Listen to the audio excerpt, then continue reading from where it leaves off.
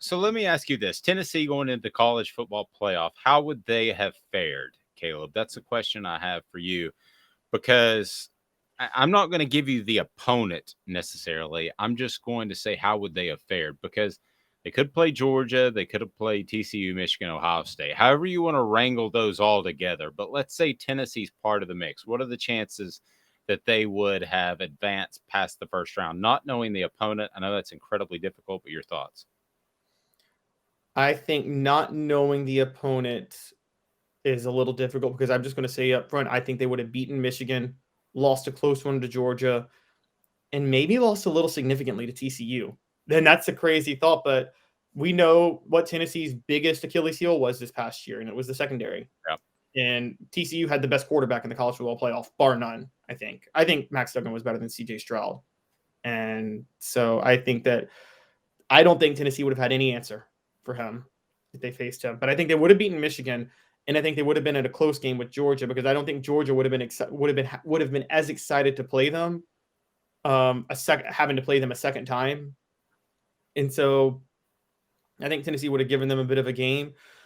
Ohio State's a little tough because CJ Stroud is another elite quarterback, but they don't run an air raid like TCU runs. So I think Tennessee would have had a chance to wreak some havoc on Ohio State and make it an interesting game. That TCU was just a bad matchup for them. That would have been a horrible matchup. As far as where Tennessee where they would have been had they been in the college football playoff, I'm gonna say this: I think they would have competed with either of the Big Ten schools because, especially if either of those Big Ten schools had the same coaching that they had in those semifinal games. I mean, that was just horrendous game management. I didn't like the way either approached that game. Now, TCU, I think that Tennessee, had they played TCU, that would have been one of those who has the ball last. I tend to agree with you that they probably wouldn't have beaten TCU. I think Georgia would have been incredibly close as well. And I know you look at that game and you say to yourself, man, that wasn't close. I watched that game, Dave, and the score didn't determine exactly the difference between those two teams. And I can roll with that, and I can agree with that. I gotcha. I saw what happened in Sanford Stadium in Athens. However, that was such a perfect mix of pregame hype that ended up going against the Vols with the crowd really, really into it.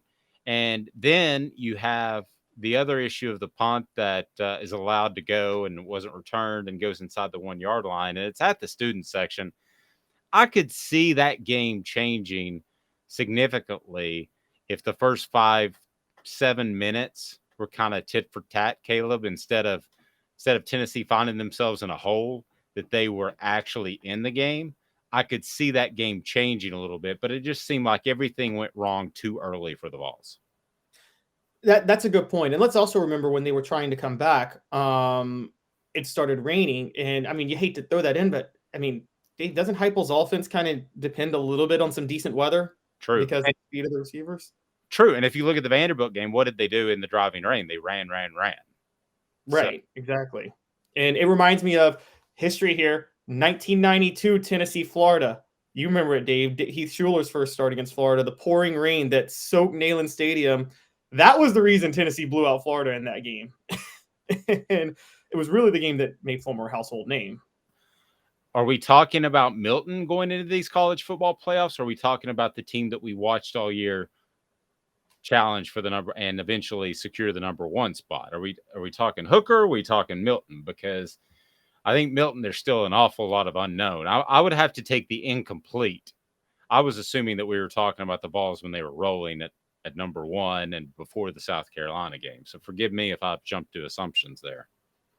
Yeah, that's still a question though, because Hooker. One thing we saw from Milton in this game in the Orange Bowl was Milton is better over the middle than Hooker is. Now Hooker has a way better deep ball, and I mean that's not even close. But how does that factor in against a Georgia team? Georgia would not have played the same soft zone coverage Clemson was playing over the middle to leave those. I mean, Georgia can play really. They can play tight man. They can drop linebackers and spy. It would have been a lot more difficult to complete passes over the middle against Georgia than it was against Clemson. But the fact that Hooker could do that would have maybe made Georgia be a little bit more honest on, because I mean they sold out to stopping Tennessee on the outside against Hooker. They went all out to make sure Hooker was not going to convert any deep balls, and they knew they had the corners to make sure that happened. I think there were times they had 6 safeties over top. So yeah, they definitely did. And I agree with you there. You have a situation in which Tennessee has a month to prepare, but you also have a situation in which the other team has a month to prepare. So this is kind of like the old wishbone or option challenge. You know, you remember Georgia Tech ran that for years, and nobody wanted to play Georgia Tech during the season.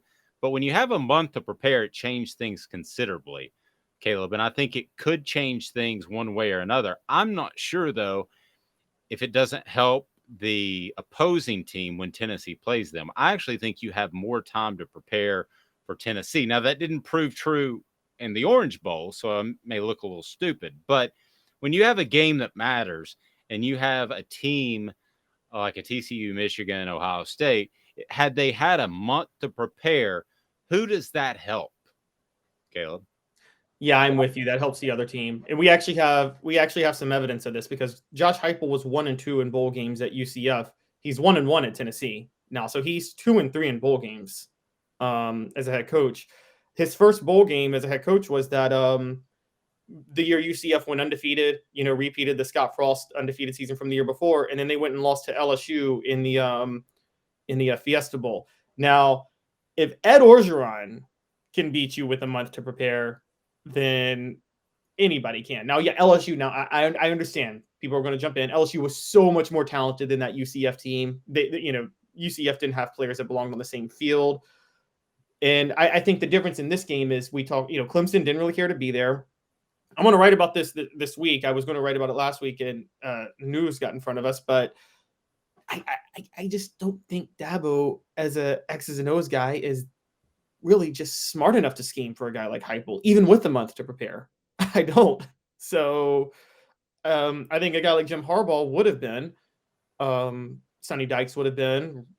Ryan Day, you're on and off with Ryan Day. He runs a good system and has great recruits, but sometimes you wonder if that's just a product of what Urban Meyer continued there. But yeah, I mean, Jim Harbaugh with a month to prepare would easily figure out this system, I think. And so I agree. I think it helps the other team most of the time more than it helps Heupel. Jarreau, we were discussing this earlier. How do you think Tennessee would have fit into a 4-team playoff? I'm not giving you the opponent, but how would they have done had they been in it after what you saw on New Year's Eve? I really think it depends on what team shows up on both sides of the ball. So, like, if Tennessee was going against an Ohio State team at its best, I don't think they would beat them. But if they play maybe the Ohio State team or the Michigan team that showed up last Saturday, then they would probably beat those teams. And you also have to look at Tennessee and what Tennessee team shows up. Do we get the Tennessee that went to Columbia? Do we get the Tennessee that played Alabama and Knoxville? So it really just comes down to what team shows up. And I feel like if Tennessee's at its best, they could probably beat the losers on Saturday, but I don't know if they could compete with TCU or Georgia. Basically, based on, I think Calhoun said it earlier, TCU has probably the best wide receiver in the country, and I don't think Tennessee could stop the 50th best wide receiver in the country. I would like for people to go to offthehooksports.com and read the column that I wrote. I like this new cocky, confident Tennessee fan. I do. And maybe it's a little bit ahead of the curve. Maybe it's not time to be that guy yet, or that gal, but I like it. I like the fan that says that, you could have hung with those teams. And I've said all along that with the Derek Dooleys, the Butch Jones of the world, they crowed about top 15, top 20 classes. The three of us could be a triumvirate of coaches and get a top 25 class at Tennessee. I think it's that strong of a pool. So especially with NIL. So I like that Tennessee fans are confident. And I think Tennessee could play with either of these two teams. TCU would be a struggle because of the defensive backs, and I think that a game against Georgia would be a real game into the fourth quarter, which it wasn't.